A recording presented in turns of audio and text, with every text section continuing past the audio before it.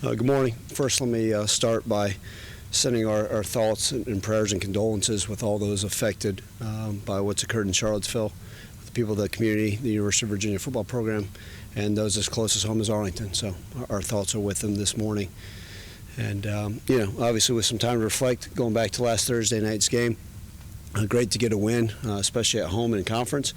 And we did some really good things. Obviously, like every game, a lot to improve upon as well. And, we're going to take the time, obviously, with a longer weekend and moving into this week to really focus on North Alabama and self-improvement. North Alabama is a team that has made a head coaching change. It's going to be their last game of the season, so they got nothing to lose. They're going to come out and battle and play hard. They got one of the best running backs in the entire country that's rushed for over 1,500 yards. And they've played multiple things on defense. So we're not sure exactly what we're going to get, but we know they'll get their best foot forward coming from them, and they'll be ready to play. But we got to get our guys ready and dialed in and focused on the task at hand. Ryan, how healthy are you guys with the flu now that's been going around a little bit? Yeah, it did affect us, like I mentioned. And, we've had guys that missed multiple games, throughout the last few, but, just neither here nor there that weren't in the lineup. But we feel like we're getting back close to full strength. We still got some guys that weren't able to participate yesterday, and some guys that are continuing to seek medical help with that. But hopefully it moves on and that we are healthy and ready to roll for a normal week if there is such a thing. When you say medical help, is that just kind of just normal, just taking care of the flu or anything, or just like extra serious? No, just taking care of the flu. We're seeing athletic trainers, our physicians, all those things. So varieties of medical help, if you will. Just making sure it was like a hospital visit or anything for you. No, I hope not, no. So. Ryan, I know every game is important, but this is senior night. A win would give you guys another bowl. Just what does it mean for your seniors to be able to have that opportunity to do this on senior night? Yeah, I think that's important. Look, like I always say, we talked about it post-game a little bit. Frank was just, okay, one game at a time, but what this game means, it does get us to a bowl game if we win, but it's also for the opportunity for these seniors to play their last game in Simmons Bank Liberty Stadium, and there's been a lot of great memories there. And that, more than anything, is probably going to be some emotion to those guys because they poured their blood, sweat, and tears into that stadium, and there's a lot of great memories that have occurred there. And so for them, it's all about them and representing them the right way and sending them out the right way with a win on Saturday is going to be huge. But I know they'll be dialed in and focused. The most important thing is the game itself, but what a way we can maybe possibly pay tribute to them, pre-game and then throughout the game, and then hopefully end it the right way. What message would you have to the fans to just make sure to come out and support these guys after having being here for so long? Yeah, look, there's some of those guys are going to go down as true Tiger legends, and just not only what they did on the field, but so many of those guys have given so much back to the community. And I think you think about some of those seniors, guys that have seen the ups and downs and have done a great job and continue to pour into this program. So to all of our fans, come out and support them. We're obviously coming off a win. Come and support. Show up at the Tiger Walk. Be there in the stands. Be there early, to celebrate them, and the recognition, before the kickoff for Senior Day, because they've given you guys everything they have. And please, we'd love for them to show up and be loud and proud and cheer them on. Ryan, for the second straight year, I believe you guys are now it's Senior Day, and you guys are facing a situation where a win could mean a bowl eligibility. Given where the program has been before, just kind of. Are you guys still satisfied with that, or does it kind of feel like, there's things we need to improve as a program where going into the last home game of the year, you don't want to be bowl eligible, fighting for bowl eligibility for that? Yeah, absolutely. And I'm the first one to say it, right? Going to bowl is the minimum expectations. And I still say this, and I still stand on my ground of we need to be competing for conference championships. And so, yes, there's a lot to improve upon, and it starts with me. I've got to do a better job and make sure I'm getting that program, or our program, back to what I think it's capable of, right? Does that mean we're going to go to the Cotton Bowl every year? I hope so. That'd be great. But we've got a lot of things we got to continue to work on and get this thing back to where it needs to be. And that's the ultimate goal, right? But for right now, we can only focus on this week and the task at hand. But yes, ultimately, Evan, we've got to be better, and I've got to be better and get this program to where we should be competing for championships. And do you feel at this point, you guys, teams always talk they want to improve at the end of the season. Do you feel that the team is improving at this point right now? Yeah, and I think, look, it's always. In what way, too? Sorry. Sure, yeah. I think it's always obviously difficult in losses to ever come out and be like, oh, yeah, we're getting better, because nobody wants to hear that crud. But we're seeing certain things that they get better. And sometimes it may be, wow, the kickoff coverage really improved, but then the next week it's the punt coverage that got better. Then you look and, oh, wait, now one week they're all both better. It's not how it works. I think it's just seeing players and individuals and schemes continue to grow. There's still a lot of things that we got to improve on. We have way too many drops still. Very disappointed. We had 6 drops last game. Right now, you can go play a game without drops. Does that necessarily mean the drops are completely gone? No, not necessarily. Right. What we've talked about is also, and we talked about it after the game, right? The turnovers, and that's part of it. And that's that we've got to get that. And so that's one of those things that's kind of hindered us these last few games. But we were able to go get takeaways. So that's just part of those things. We've got to continue to harp on the keys to victory that are going to allow us to have success week in and week out. Sometimes we look really clean tackling, other times we don't. So all those things being said, I do think we are improving. You want to be playing your best football in November, and hopefully we get to do that and show that continuation going into this Saturday. You talk about going 1-0 every week, but if you go 1-0 this week, that means that the bowl happens. Does that become part of the message for this week specifically with that kind of looping together? Yeah, Matt, I don't ever discuss. I think the players know what's at hand, and getting to a bowl game with a win is part of it. But that it won't be part of the message. It really won't. It's truly about facing North Alabama and getting better ourselves. And we know after the game, good, we can discuss it. And guess what? As soon as that's over with, that's great.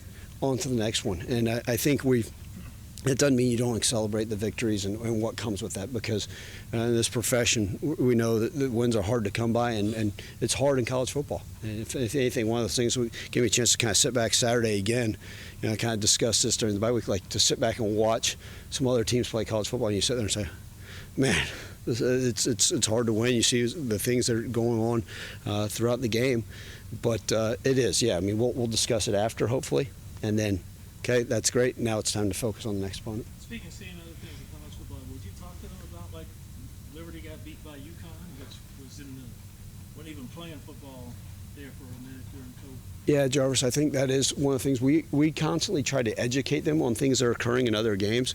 And so I'll give you a perfect example. Is we are always showing them, in our team meetings, we show a thing called not our standard and our standard. Right, and one of the things that there was in our game, we twice actually tried to reach the ball over the goal line. Well, we don't teach that unless it's a 4th down situation or a game-ending situation, right? Because we've seen it all the time. Balls fall out, right? And sure enough, I started to show a clip of a game on Saturday, and half the guys go, the ball's about to come out, because they already know. Or the players start to send me clips like, Coach, did you see this? Did you see what happened in this game? I'm planning on showing them I was able to watch in the cafeteria some of the highlights last night after practice of the Bills game. Right? What a bizarre ending to a game, just with the ebbs and flows of that game. And just to try to educate and show, hey, it's about defending every blade of grass, and you never know, right? And so the more we can educate, the more we can show them the things that are occurring. Maybe it comes into practice, and that's part of it. And are we going to be perfect? No, but we see examples all the time of the way to do things and the way not to do things. I'm curious about the running back. How does this guy get 1,500 yards on a team that's won one game? Yeah, well, they're going to hang their hat on handing him the ball, and he's very, very explosive, and he's done a nice job. And so they've put up points offensively, and that's one of the things. They're top 25 in the country in points, and so they put up points. Like I said, they had to change it, the head coaching thing, and I don't know. I think he was maybe more involved on the defense, but their defense coordinator's also been there for, I believe, 18 years. But their offense has been humming quite nicely for quite a while. And if you look, I believe over the last 5 of their games have been 1-possession games, a variety of scores. So, they're hanging tough with guys, but the running back is a special talent. We talk about how tough it is to win. Obviously, like you guys were reminded that a little bit over the last month. And you said that the guys stuck with it week in, week out, never held their head. But for what you've seen the last couple days after Thursday night, is there a little extra pep in the step again? I always say this, and I think you can actually coach guys harder in a win. And so I think they were probably expecting Friday morning team meeting me to come with a smile on my face.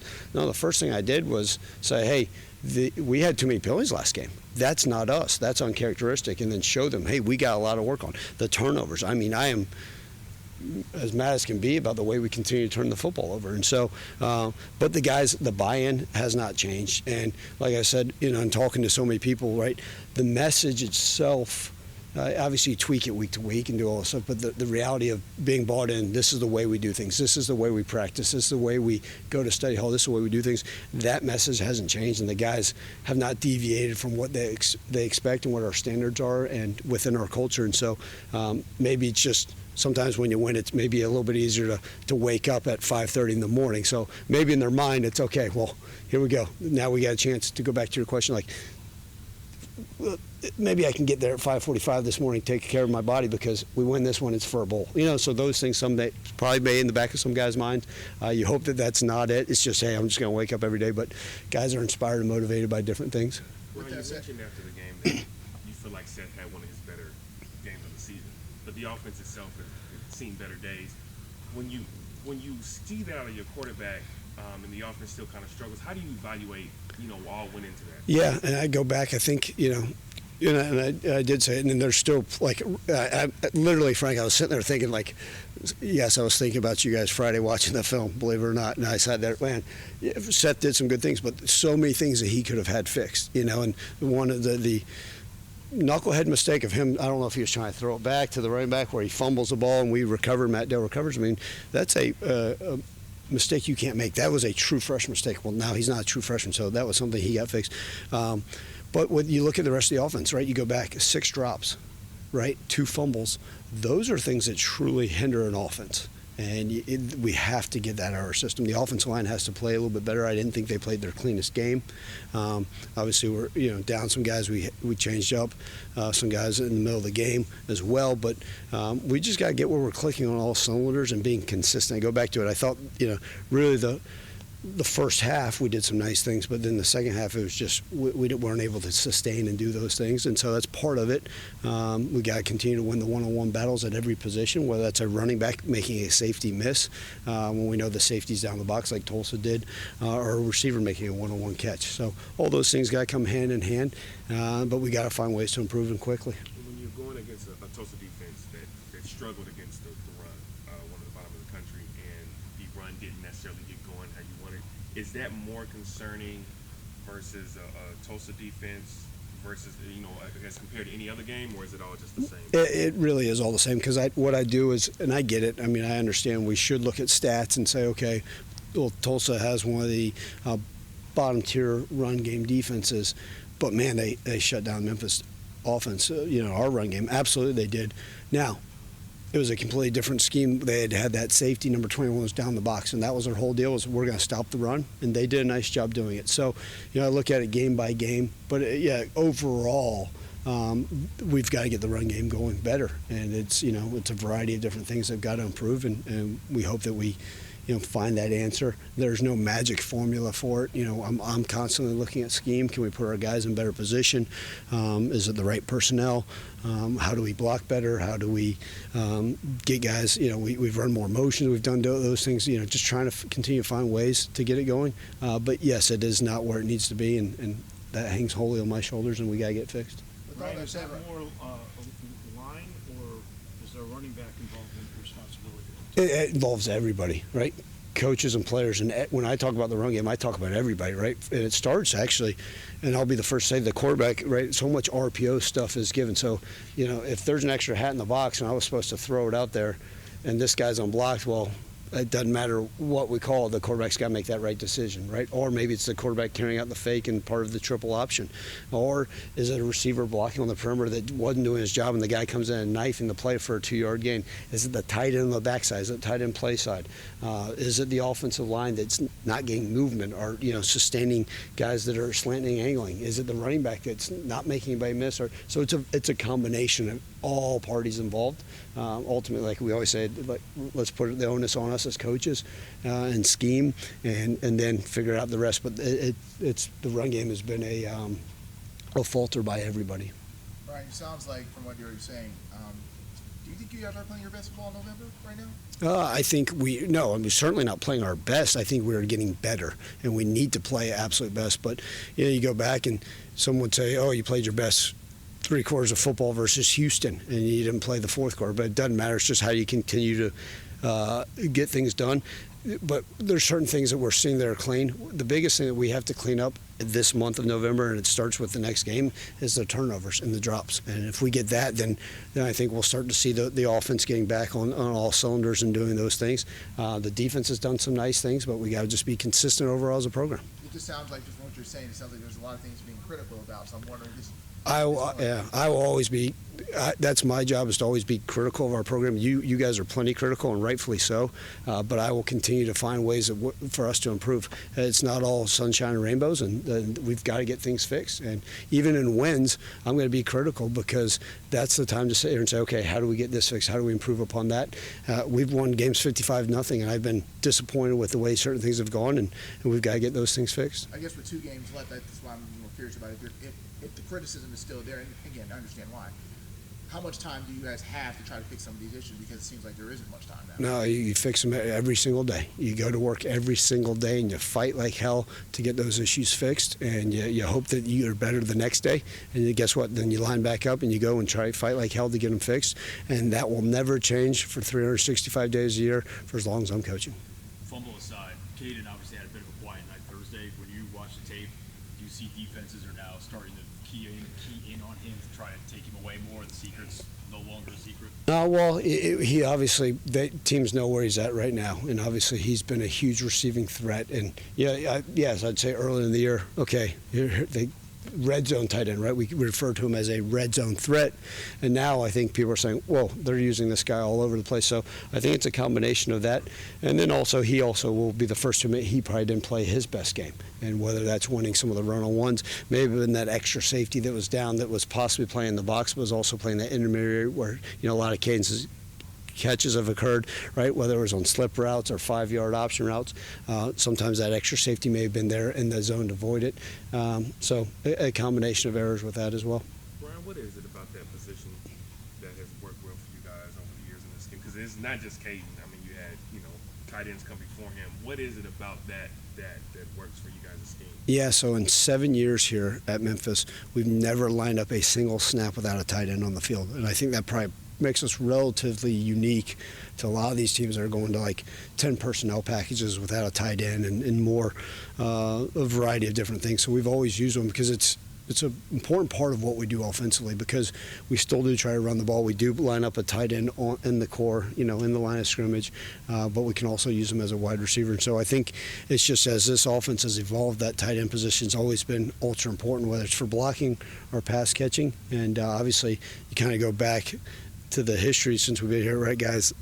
Joey Magnifico, Sean Dykes, and now all of a sudden you look in Caden's and a guy that's doing it at a high level, and I think it's just an important position. And sometimes, like we said, does that allow a safety to maybe to try to guard a receiving threat tight end, a linebacker, right? It may not ask a linebacker or safety to guard Calvin Austin, but maybe you have that opportunity to get on a guy. And then, obviously Sean had tremendous speed at that position, and obviously Caden's got, the bigger body and the bigger frame. So, they're two different completely types of tight ends, and even going back to the history before that, to the Allen Crosses, it's just different body types. But, he's one of those that just continues along the history and the lineage of some good tight ends that have had success with this offense. But even with the different body types, it seems like it doesn't matter what the body type is. You guys find a way to utilize that position in the passing game specifically. Not every offense uses tight ends as much. Yeah, I think it's the credit should go to the players, because they've done a great job of getting themselves opened and producing and finding ways to get into the ball, but it's also built into our concepts as well. So when you look at our offense, like sometimes the tight end's the 5th option or the 4th option, whatever the heck it may be with what you're doing. But sometimes the tight end may be the first read on a variety of different things. And everybody says, well, what kind of offense is this? It's a combination of 6,000 different things, right? There's the day and age of, we're just a West Coast offense. What the heck's a West Coast offense anymore? And so it's kind of blended so many different ways, but the tight end's always been a major factor of what we're doing in the passing game. And, the way it's rolling, I continue to see it, moving forward that way as well.